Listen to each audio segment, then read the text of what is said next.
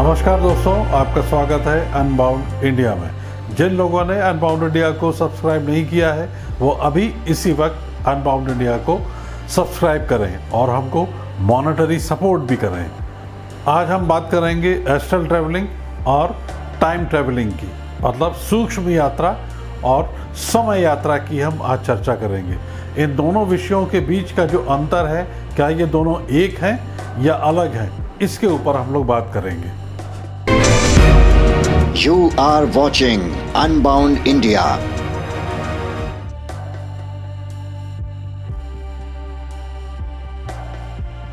जब भी हम एस्ट्रल ट्रैवल या सूक्ष्म शरीर की यात्रा की बात करते हैं या टाइम ट्रैवल्स मतलब समय यात्रा की जब हम बात करते हैं, तो अक्सर लोग इन दोनों को एक ही चीज़ समझ लेते हैं।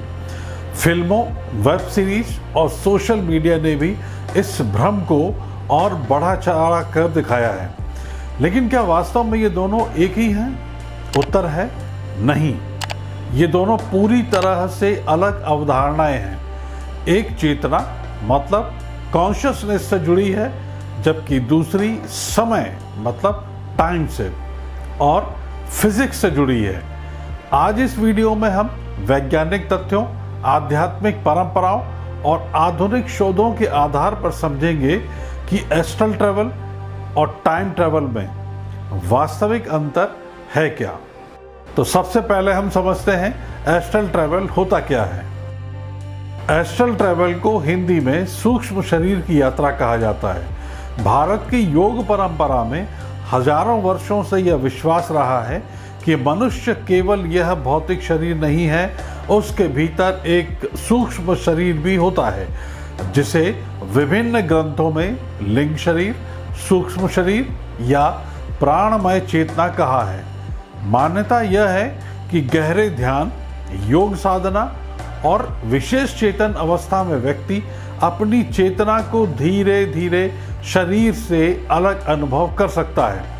इस अवस्था में लोगों का दावा है कि वे अपने शरीर को बाहर से देख सकते हैं, दूर स्थित स्थानों को देख सकते हैं या ऐसे अनुभव कर सकते हैं जिन्हें सामान्य इंद्रियों से समझना बहुत कठिन होता है।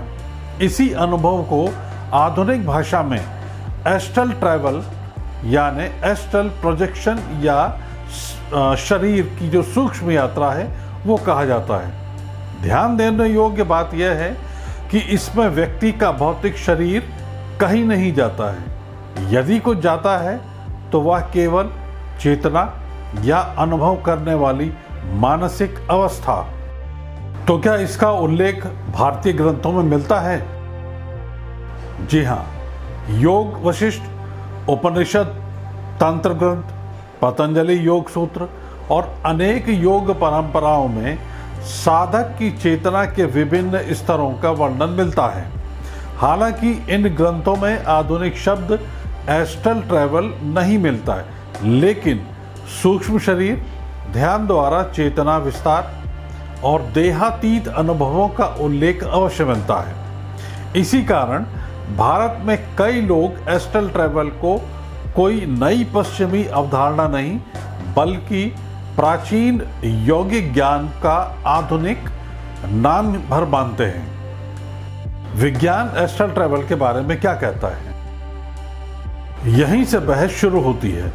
आज तक ऐसा कोई निर्णायक वैज्ञानिक प्रमाण उपलब्ध नहीं है जिससे यह सिद्ध हो सके कि चेतना वास्तव में शरीर से बाहर निकलकर किसी अन्य स्थान पर जाती हो। कई न्यूरोसाइंटिस्ट मानते हैं कि एस्ट्रल एक्सपीरियंस वास्तव में आउट ऑफ बॉडी एक्सपीरियंस मतलब OBE हो सकता है। कुछ प्रयोगों में मस्तिष्क के टेम्पोरो पेरिएटल जंक्शन नामक भाग को विद्युत उत्तेजना देने पर लोगों ने स्वयं को शरीर के बाहर जाने का महसूस किया है, ऐसी रिपोर्ट मिलती है। इसी कारण मुख्य धारा एस्ट्रल ट्रैवल को अभी तक सिद्ध वास्तविक यात्रा नहीं, बल्कि चेतना से जुड़ा एक व्यक्तिपरक मतलब सब्जेक्टिव अनुभव मानता है। हालांकि विज्ञान ने इसे पूरी तरह समझ भी नहीं लिया है। यानी विज्ञान का वर्तमान निष्कर्ष है, अनुभव वास्तविक महसूस हो सकता है, लेकिन उसका बाहरी भौतिक अस्तित्व अभी प्रमाणित नहीं हुआ है। तो क्या कोई उदाहरण है? जी बिल्कुल है। आज तक विज्ञान एस्ट्रल ट्रैवल को सिद्ध नहीं मानता है, लेकिन चेतना पर शोध लगातार जारी है।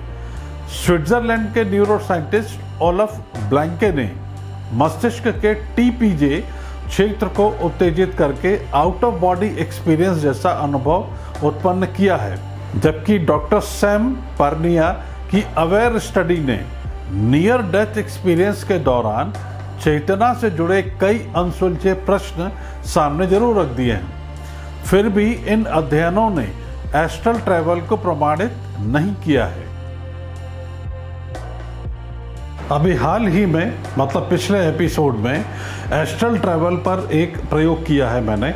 वो उसका जो लिंक है वो डिस्क्रिप्शन में आपको मिलेगा। वहाँ पर जाके एस्ट्रल ट्रैवलिंग का जो एक्सपीरियंस है वो आप जाके देख सकते हैं। बड़ी इंटरेस्टिंग स्टोरी है। अनबाउंड इंडिया पर एक बार जरूर विजिट करें। अब समझते हैं टाइम ट्रैवल क्या होता है। टाइम ट्रैवल का अर्थ है समय के आगे या पीछे जाना, यानी केवल किसी स्थान पर पहुंचना नहीं, बल्कि किसी दूसरे समय में पहुंचना। उदाहरण के लिए, यदि कोई व्यक्ति, बिल्कुल ध्यान दीजिए, वर्ष 2026 मतलब 2026 से सीधे 3026 में पहुंच जाए तो यह फ्यूचर टाइम ट्रैवल कहलाएगा। यदि वही व्यक्ति 1526 या महाभारत काल में पीछे पहुंच जाए, मतलब पीछे, तो वह पास्ट टाइम ट्रैवल कहलाएगा।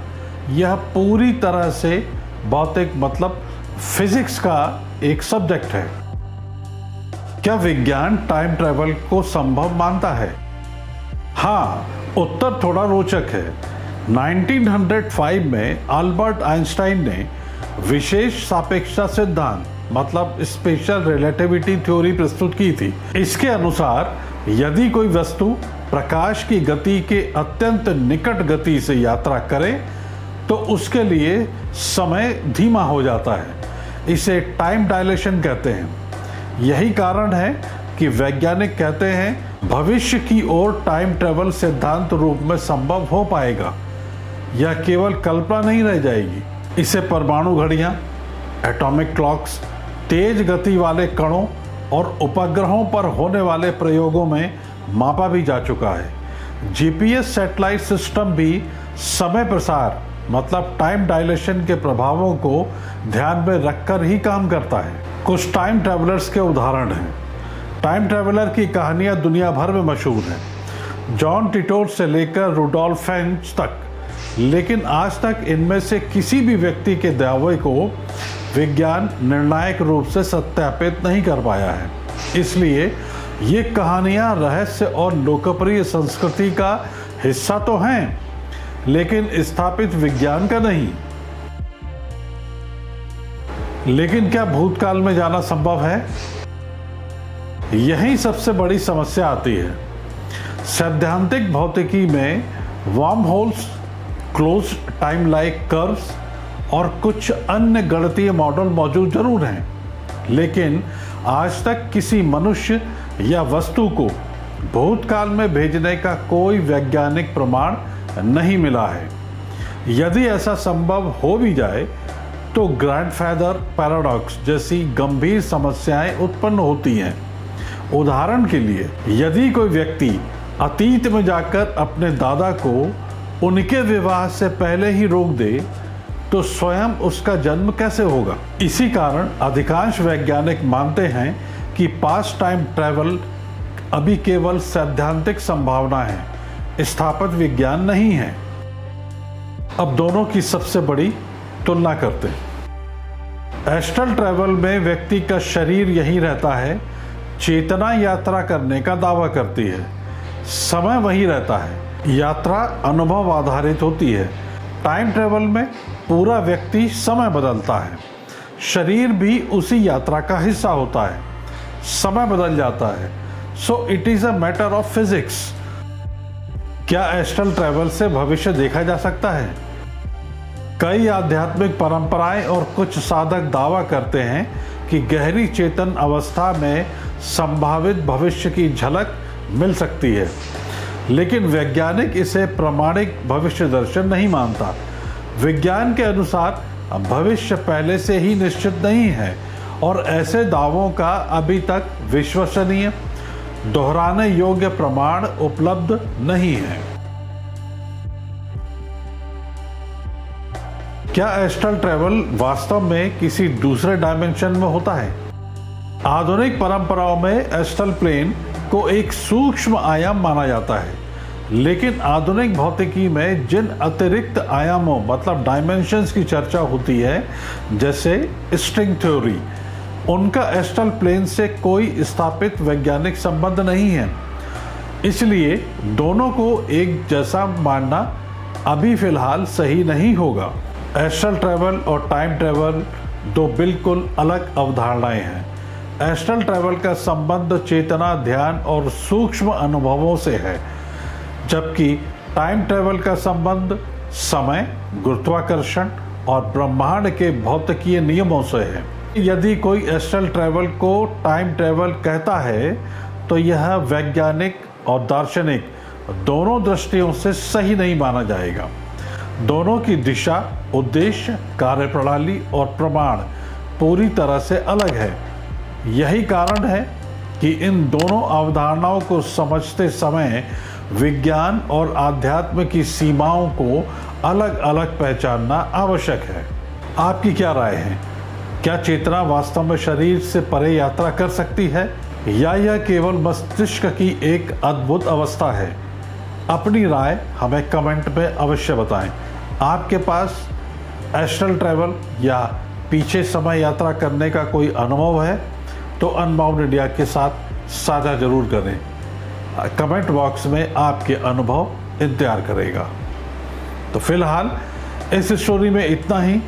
अगली किसी स्टोरी में फिर से आपके साथ मुलाकात होगी और देखेंगे भारत को मेरी नज़र से।